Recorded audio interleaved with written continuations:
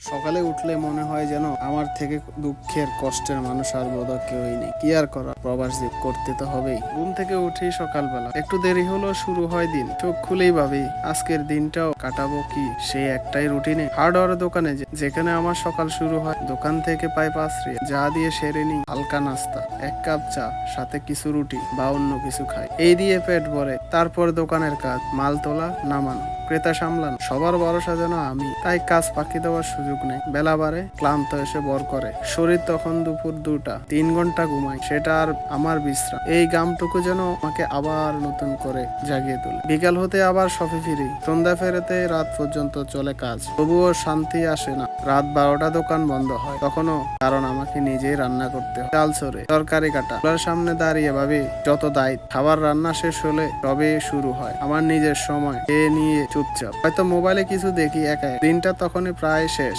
কিন্তু মাথায় ঘুরতে থাকে আগামী দিনের চিন্তা। ঘুমাতে যাই গভীর রাত, শরীরটা তখন একদম ক্লান্ত, জীবনটা কষ্টে। আমি নিজের মতো গড়িয়ে নিচ্ছি ধীরে ধীরে। এই কঠিন জীবনেই আমার আসল গল্প, যে গল্প আমিই নায়ক, আমিই সেরা। আশা করি আপনাদের ভিডিওটা ভালো লাগবে। ভালো লাগলে আমার এই ভিডিওটাকে সাপোর্ট করে যাবেন সবাই। সবাইকে ধন্যবাদ। কত এটা, কয় টাকা?